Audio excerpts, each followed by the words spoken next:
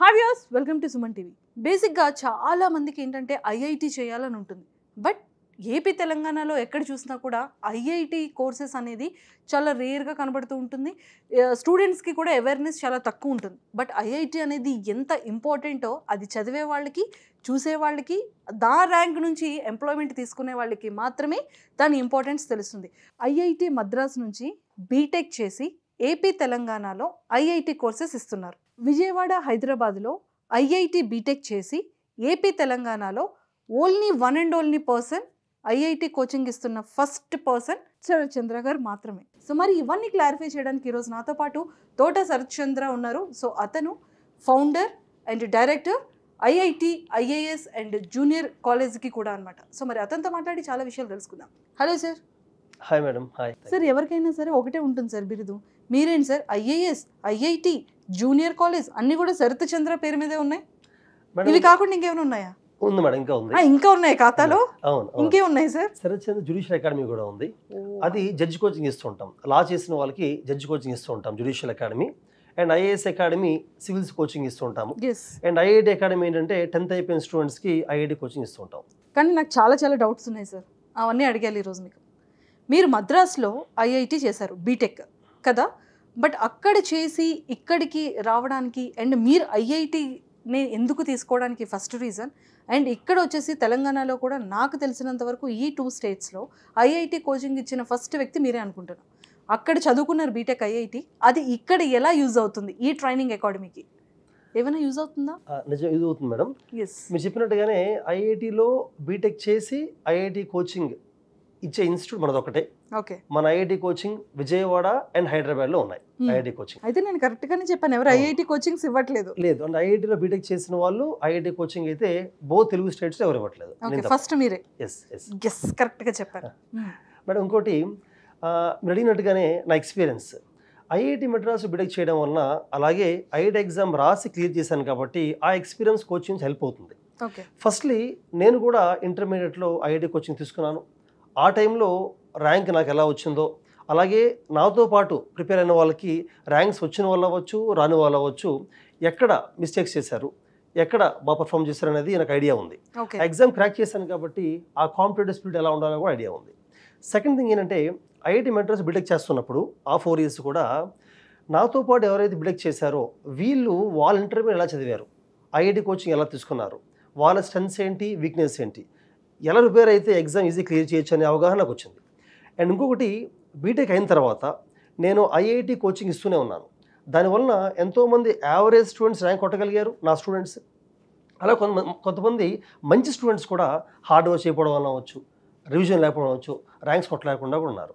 So ఈ experience కూడా నాకు చాలా వరకు తెలిసింది. ఇంకొకటి, ఈ ఎక్స్పీరియన్స్ వల్ల చెప్పలేదు ఏంటంటే ఒక యావరేజ్ స్టూడెంట్ కూడా ఖచ్చితంగా ఐఐటి ర్యాంక్ కొట్టగలరు. ఆ మెథడాలజీ నాకు ఐడియా ఉంది. నా స్టూడెంట్స్లో కూడా ర్యాంక్ కొట్టించగలిగాను ఆ రకంగా నేను. దానికి మెటీరియల్ ఏం ఫాలో అవుతారు, ఎన్ని అవర్స్ చదువుతారు, రివిజన్ ఎలా చేస్తారు, కాన్ఫిడెన్స్ లేని టాపిక్స్లో ఎలా బిల్డప్ చేసుకుంటారు కాన్ఫిడెన్స్ని, ఈ విషయాలపైన ఎక్కువగా నేను ఫోకస్ చేస్తూ ఉంటాను. Super sir. నాకు ఇంకొక డౌట్, అంటే ఇప్పుడు మీరు అంటే చాలా ఫోకస్ చేస్తారు అండ్ లోగా ఉన్న వాళ్ళని కూడా మేము తీసుకురాగలను అని అంటున్నారు కదా.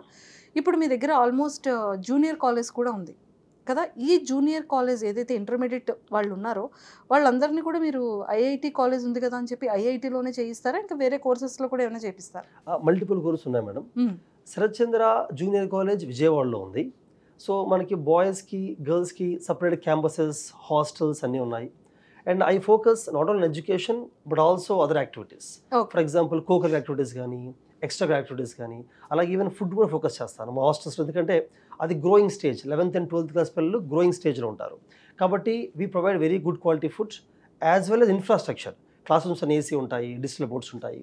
మీరు అడిగిన విధంగానే ఈ 10th అయిపోయాక ఇంటర్మీడియట్ ఎవరైతే మంది జాయిన్ అవుతారో వాళ్ళకి ఐఐటి కోచింగ్ డెఫినెట్గా స్ట్రెంత్ ఎక్కువగా ఉంటారు.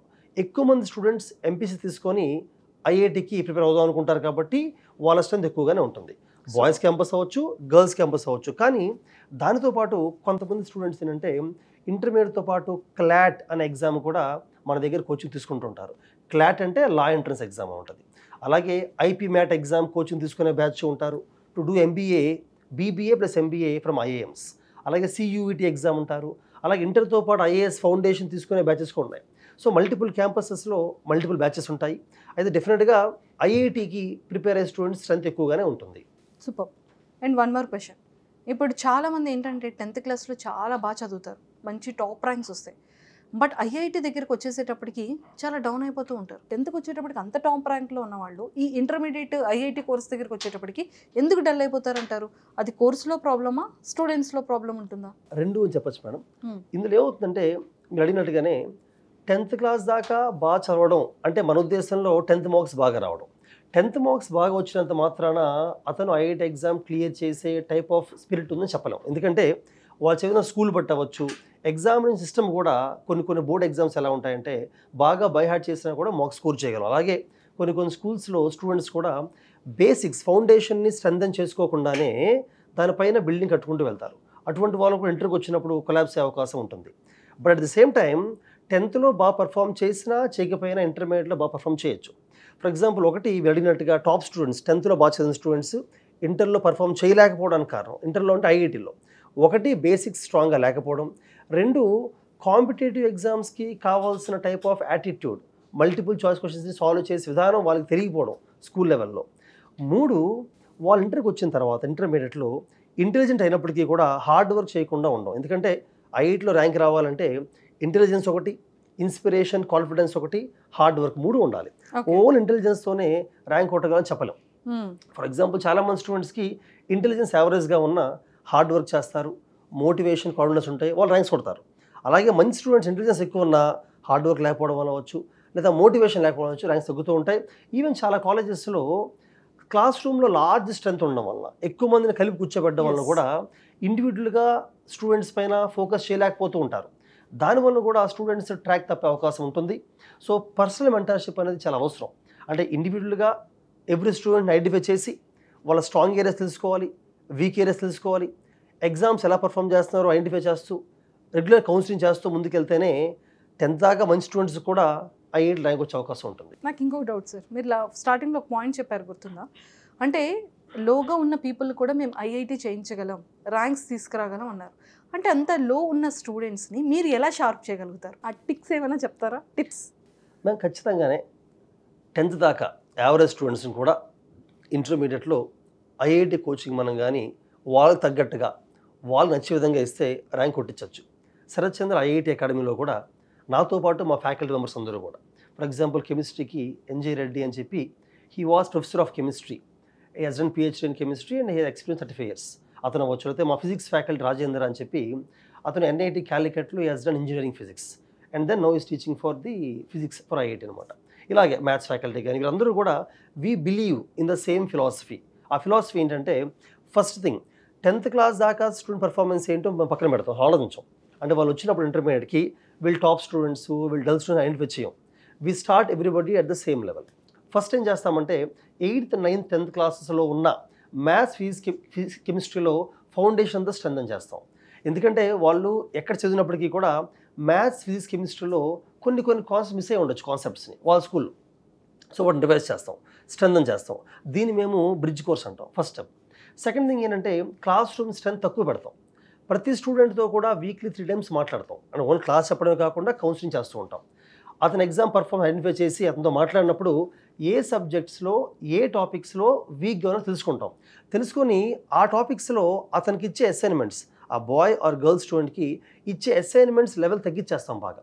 ఫర్ ఎగ్జాంపుల్ స్టాయికోమెట్రీ కెమిస్ట్రీలో స్టూడెంట్ కొంచెం వీక్గా ఉన్నాడు అనుకుందాం, ఇంకో స్టూడెంట్ బాగా స్ట్రాంగ్ ఉన్నాడు అనుకుందాం. స్ట్రాంగ్గా ఉన్న స్టూడెంట్కి ఇచ్చే ప్రాబ్లమ్స్ ఒకలా ఇస్తాము so that he can solve them. వీక్గా ఉన్న స్టూడెంట్కి కొంచెం లెవెల్ డౌన్ చేసి సింపుల్ ఇస్తాం. దానివల్ల అవి సాల్వ్ చేసుకుంటూ కాన్ఫిడెన్స్ బిల్డప్ అవ్వాల్సిన అవకాశం దొరుకుతుంది అతనికి. అలాగే ఎగ్జామ్ పేపర్స్లో కూడా ఎవరైతే బాగా పర్ఫామ్ చేయలేకపోతున్నారో వాళ్ళకి పెట్టే ఎగ్జామ్ క్వశ్చన్ పేపర్స్ కొంచెం సింపుల్ లెవెల్లో ఉంటాయి. దానివల్ల వాళ్ళు కాన్ఫిడెన్స్ బిల్డప్ చేసుకోగలుగుతారు. ఇలాగ ఫ్యూ మంత్స్ తర్వాత అందరూ ఈక్వల్ లెవెల్ వచ్చే అవకాశం ఉంటుంది. అలాగే మేము చెప్పే క్లాసెస్ ఒకేలా ఉన్నప్పటికీ కూడా స్టడీ అవర్స్, అంటే క్లాస్ అయిన స్టడీ అవర్స్ అవ్వచ్చు, హోంవర్క్స్ అవ్వచ్చు, ఆ టైంలో ఎవరైతే బాగా పర్ఫామ్ చేస్తున్నారో వాళ్ళకి ఎక్కువ ప్రాబ్లమ్స్ ఇస్తాము, వాళ్ళకి డిఫికల్ట్ లెవెల్ పెంచుతాం, difficult level, so that they can go to higher levels. అంతేగాని క్లాస్ చెప్పే విధానంలో ఎక్కువగా డిఫరెన్స్ చూపించాం ఇనీషియల్ స్టేజెస్లో. గ్రాడ్యువల్గా విత్ టైం ఏమవుతుందంటే కొంతమంది స్టూడెంట్స్ ఫాస్ట్ గ్రాస్ప్ చేయగలుగుతారు, అటువంటి వాళ్ళని ఇంకొక సెక్షన్లా ఫామ్ చేసి సిలబస్ త్వరగా ఫినిష్ చేస్తాం. ఎవరైతే కొంచెం స్లోగా అబ్జర్వ్ చేసుకుంటున్నారో వేరే సెక్షన్ ఫామ్ చేసే వాళ్ళకి కొంచెం స్లోగా వాళ్ళు తగ్గట్టు చెప్పుకుంటూ వెళ్తాం. కానీ వీళ్ళతో కూడా ఐఐటి ర్యాంక్స్ కొట్టించేలాగా కొంచెం ఎక్కువ టైం క్లాస్ స్పెండ్ చేసి చివరికి వచ్చేసరికి మల్టిపుల్ రివిజన్స్ చేసి ర్యాంక్ కొట్టించగలుగుతాం. అలాగే నేను అవ్వచ్చు, మా ఫ్యాకల్టీ అవ్వచ్చు, మా కౌన్సిలర్స్ అవ్వచ్చు, లేకపోతే జేఎల్స్, డౌట్ క్లారిఫికేషన్కి ఉన్న మెంటర్స్ అవ్వచ్చు, పర్సనల్ మెంటర్స్ అందరూ కూడా ఏ స్టూడెంట్ని any point of time discourage చేయరు. అంటే మార్క్స్ ఎలా వచ్చినా హోంవర్క్స్ చేయలేకపోయినా కూడా ఎగ్జామ్ నువ్వు క్రాక్ చేయలేవు అనే డైరెక్షన్లో తీసుకెళ్ళాం. ఖచ్చితంగా క్రాక్ చేయగలవు అనే మోటివేషన్ ఇస్తూ ఉంటాం. ఎందుకంటే ఈ ఏజ్లో మోటివేషన్ మ్యాటర్స్ ఎ లాట్. ఎందుకంటే నేను పర్సనల్గా చూసాను చాలామంది స్టూడెంట్స్ ఏంటంటే they get in to depression because of lack of motivation. సరిగ్గా చేయలేకపోవడం అవ్వచ్చు, ఎగ్జామ్ మార్క్స్ తక్కువ అవ్వచ్చు, దే లూజ్ ద మోటివేషన్ అనమాట. కాబట్టి వాళ్ళు అందులోకి వెళ్ళకుండా జాగ్రత్తగా చూసుకుంటూ ఉండాలి. అందుకనే యోగా క్లాస్ అని, స్పోర్ట్స్ అని ఉంటూ ఉంటాయి. అలాగే ఈ ఏజ్లో ఉన్న పిల్లలకి వాళ్ళ ఎనర్జీని బయటికి చూపించే కొన్ని ప్లాట్ఫామ్స్ ప్రొవైడ్ చేయాలి. డిబేటింగ్ అని, ఎలక్యూషన్ అని, మాక్ పార్లమెంట్ అని, స్పోర్ట్స్ అని అప్పుడప్పుడు weekly once or twice they have to participate in that. అందుకని శరత్చంద్ర జూనియర్ కాలేజ్లో we focus on these things also. We sometimes send them to out side competitions. అలాగే olympiad exams రాయిస్తూ ఉంటాము so that వాళ్ళలో ఉన్న competitive spirit పెరుగుతూ ఉంటుంది. అలాగే girls స్టూడెంట్స్కి అయితే 10% కోటా ఉంటుంది ఐఐటీస్లో. కాబట్టి గర్ల్స్ స్టూడెంట్స్కి ఏంటంటే ఈజీగా ర్యాంక్ వచ్చే అవకాశం ఉంటుంది. అలాగే స్టూడెంట్స్కి ఐఐటీస్లో నేను రాసినప్పుడు కన్నా ఇప్పుడు సీట్స్ పెరిగాయి. ఆల్మోస్ట్ 17,000 సీట్స్ ఉన్నాయి ఇప్పుడు. సో ర్యాంక్ రావడం ఈజీ కూడా. అలాగే ఐఐటీలో ర్యాంక్ రావడం మిస్ అయినా అదే ప్రిపరేషన్తో జేఈ మెయిన్స్తో ఎన్ఐటీలో కూడా సీట్ కొట్టచ్చు. మా స్టూడెంట్స్ చాలామంది ఐఐటీలో ఫస్ట్ టైం మిస్ అయినా కూడా మంచి మంచి ఎన్ఐటీస్ ర్యాంక్స్ కొట్టారు ఎన్ఐటీస్లో. అలాగే బిట్స్కి ఎక్కువ కోచింగ్ సెంటర్స్ కోచింగ్ ఎందుకు ఇవ్వంటే ఈ బిట్సాట్ ఎగ్జామ్లో మ్యాథ్స్, ఫిజిక్స్, కెమిస్ట్రీతో పాటు అరిథమెటిక్, రీజనింగ్, ఇంగ్లీష్ కూడా ఉంటాయి.